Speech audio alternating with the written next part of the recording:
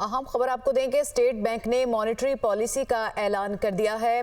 Monetary policy का आज ऐलान किया जाना था और अब ये खबर सामने आई है कि स्टेट बैंक ने मॉनेटरी पॉलिसी का ऐलान कर दिया है और शरह सूद को 22% पर मुस्तहकम रखा गया है। आपको बताएं कि काफ़ी अरसे से जो शरह सूद है वो 22% है और अब भी इसी शरह सूद को बरकरार रखा गया है। 22% पर शरह सूद को बरकरार रखा गया है और मॉनेटरी जो पॉलिसी का ऐलान है वो स्टेट बैंक की जानिब से कर दिया गया है। आपको बताएं कि स्टेट बैंक ने मॉनेटरी पॉलिसी का ऐलान कर दिया है और शरह सूद को 22% पर ही बरकरार रखा गया है। तो तवक्को की जा रही थी कुछ हलकों की जानिब से कि शरह सूद में शायद कमी की जाए, क्योंकि गुज़िश्ता काफ़ी अरसे से जो शरह सूद है वो 22% पर ही बरकरार थी। लेकिन आपको बताएं कि शरह सूद में कोई तब्दीली नहीं की गई और शरह सूद को 22% पर ही बरकरार रखा गया है। इसी से मुतालिक मज़ीद तफसीलात लेंगे head of business desk Haris Zameer से। जी हारिस ज़मीर, बताइएगा मॉनेटरी पॉलिसी में मज़ीद क्या ऐलानात किए गए हैं? तवक्को यही थी कि शरह सूद जो है वो बरकरार रहेगा, लेकिन बिजनेस कम्युनिटी की तरफ से ये था कि कम से कम 1% कमी की जाए।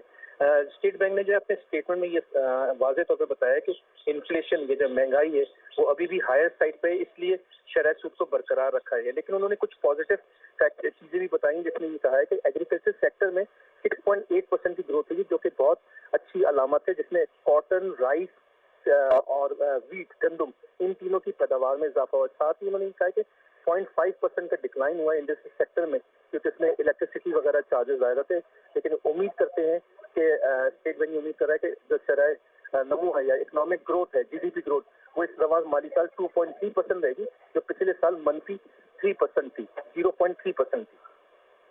सही हमें मालूमात दे रहे थे आप, आपका बहुत शुक्रिया हारिस ज़मीर। और अपने नाज़रीन को हम बताएं कि स्टेट बैंक की जानिब से मॉनेटरी पॉलिसी का ऐलान कर दिया गया है।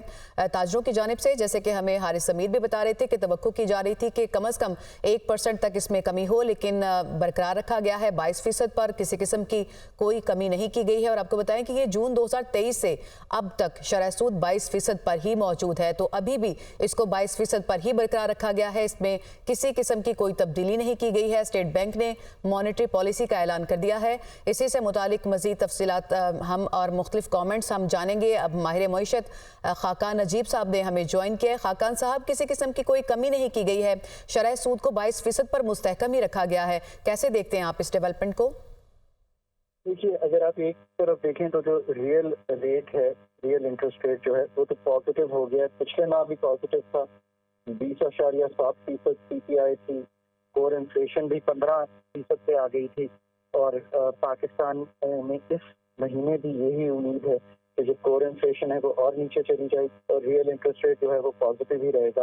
विद इन्फ्लेशन, जिसको सीपीआई कहते हैं, वो 17% पे के इर्द गिर्द आ जाएगी अगर हम कैलकुलेशन देखें इस माह।